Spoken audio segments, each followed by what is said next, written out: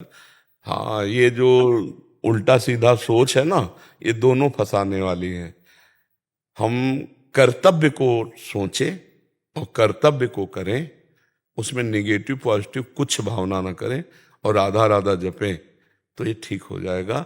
और आज तक इस धरती में कोई पैदा हुआ जो सोचे वही हो जाए, ऐसा नहीं है।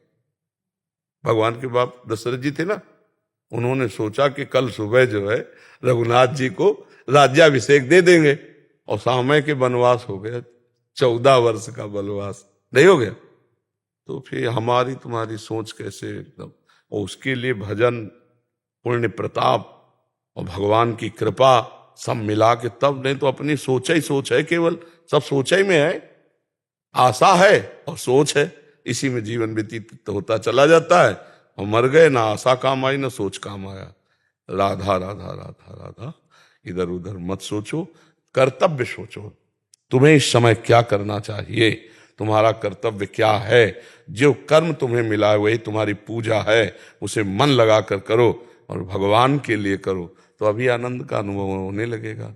सोच को पॉजिटिव कर देना ये पवित्रता का लक्षण है, अंतःकरण पवित्र हो रहा है, और निगेटिव कर लेना ये पाप का लक्षण है।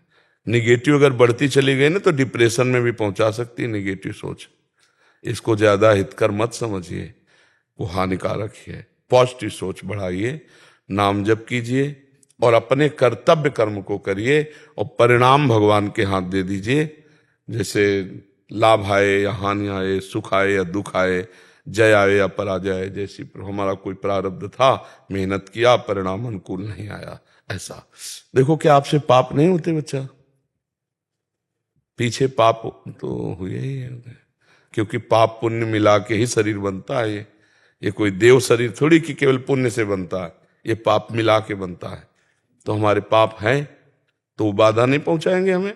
हम जो सोचेंगे सुख की बात, उसमें वो लात नहीं मारेंगे, उसमें बाधा पहुंचाएंगे। अब हमको इतना बड़ा पुण्य करना है जो उस पाप को नष्ट करके भारी पड़ जाए, वो है भगवान का भजन। इससे बड़ा कोई दान पुण्य नहीं।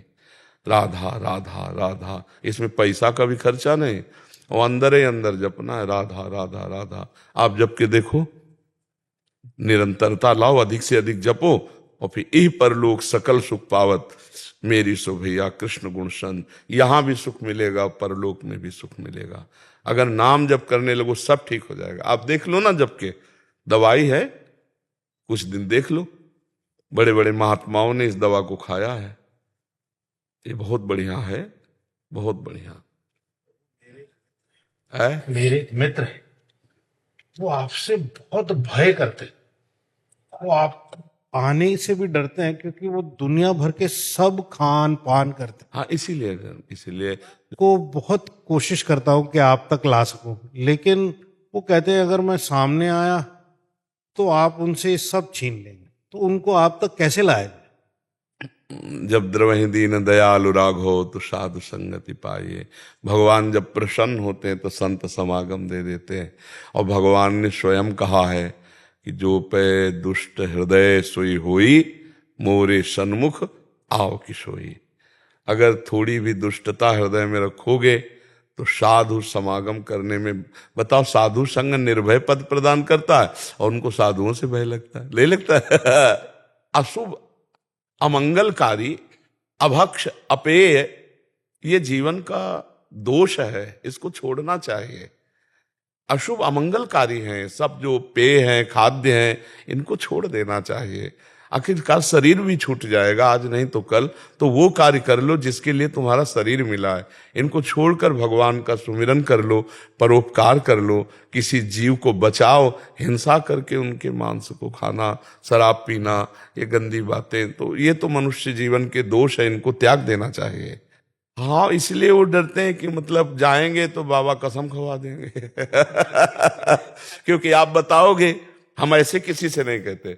जब कोई ऐसा, या तो उसका मित्र आदि उसे बता दे ऐसे ऐसे करते हैं, तो लगता है हमारे पास आयो तो कुछ दे के जाओ यार, अपने अशुभ आचरण छोड़ दो, कुछ अपने गंदे आचरण छोड़ दो, अच्छे आचरण ले जाओ, गंदे छोड़ जाओ।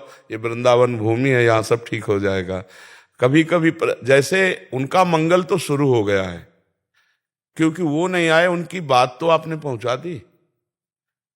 आप जैसे मित्र के हृदय में उनके प्रति मंगल भावना है और वो आपने यहाँ कान में डाल दी, तो कहीं ना कहीं बात तो पहुंच गई है। जब बात पहुंच गई है तो फिर हाथ भी पहुंच जाएगा प्रभु का, लंबा करके उनको घसीट लेंगे, आज नहीं तो काल। नहीं, जिसके आप जैसे दोस्त हैं उसका मंगल ना हो, पक्का होगा। हाँ।